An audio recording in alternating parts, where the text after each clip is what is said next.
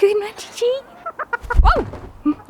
When I was growing up, we had all kinds of animals in our house. We had cats, we had dogs, we had fish, we had like a crawfish at one point, we had frogs. I loved growing up in a house with all kinds of animals in it. It really taught me compassion, it taught me to be a better person, but we didn't have a lot of money. So we couldn't always afford to feed our animals whatever was thought to be the highest quality feed at that time, but we still loved them. That's why I really want to show you how to make cheap chicken feed even better.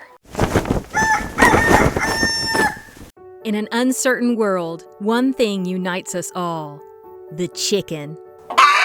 From the suburbs to the big city, let's learn an inclusive and stress-free way to raise chickens. Welcome to Chickenlandia. Got my chickens in a row.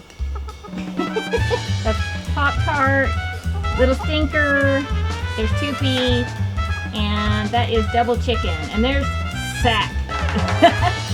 Sack the hen. My son named her. Hey guys, welcome to Chickenlandia. I am a backyard chicken educator here in the Pacific Northwest, but you can call me the president of Chickenlandia. A few months ago, I posted a video called Cut Your Chicken Feed Bill in Half with This Simple Process. And in the video, I give a really simple tutorial on how to ferment your chicken feed. I'm really proud of this video. I think it's one of the best that I've ever done, but I did get a lot of questions from people just wondering, okay, well, can I do this with non-organic feed? Can I do this with pellets? Can I do it with crumble? Because in the video, I'm using a very high quality, organic and non-GMO mash feed that is out of reach financially for some people. So today I want to show you that yes, you can absolutely ferment your cheaper feed. I am going to ferment today some pellet feed, and through this process, I'm gonna make the nutrients in the feed more bioavailable to the chickens. I'm going to increase the volume of the feed so it'll last longer, and I'm going to be adding lots of yummy bacteria into the feed through the fermentation process.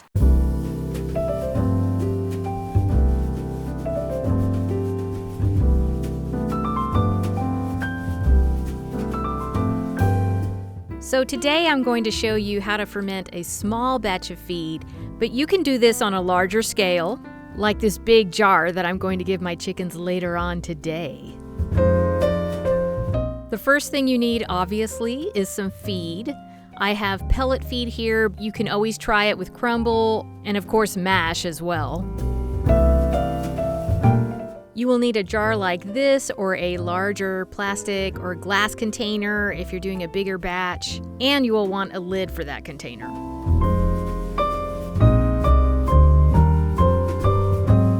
You will need a spoon or a spatula for stirring, and some non-chlorinated water. Well or distilled water works great.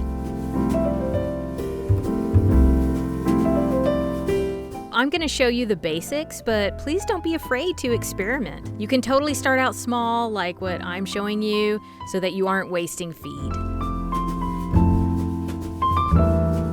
So I have put 1 part feed into the jar, and now I'm going to cover it with 2 parts water. And remember, these measurements are not hard and fast. Sometimes you will need a different ratio to have it come out the way you and your chickens like it.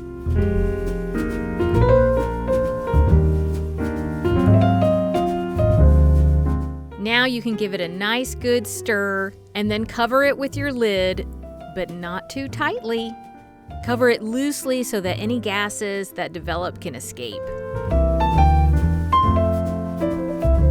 So now you're going to want to put your ferment in an area that is room temperature where there isn't a lot of direct sunlight. It's actually pretty bright in this room, but that's only because I have lights on because I'm filming. For pellet and crumble, I have found that stirring it at least twice a day is best. When it's done, it should have a sweet, tangy smell. If it smells rotten or alcoholic, do not feed it to them. You might have to try a different brand if that's the case. It usually takes about 2 to 4 days to ferment, and then voila, you will have healthier feed for your chickens.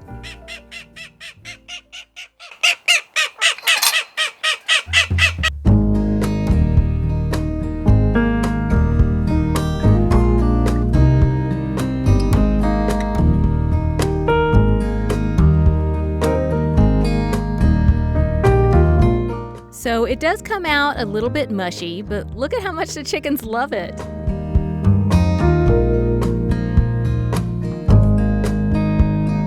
And you know what? These chickens aren't judging me for not feeding them the most expensive thing on the market. Do I normally give my chickens super high quality, organic, non-GMO feed? Yes, I do. But my experience isn't everyone's experience.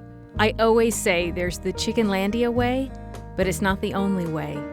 So whatever way you can do it well, do it with joy, and always know that you are welcome in Chickenlandia. Did you know that you can actually grow fresh greens right in your chicken yard, even if you live on a small lot? To learn how to do it, all you have to do is click on this video right here. It's 100% friendly, backyard chickens, education, and entertainment, and I know you're gonna love it.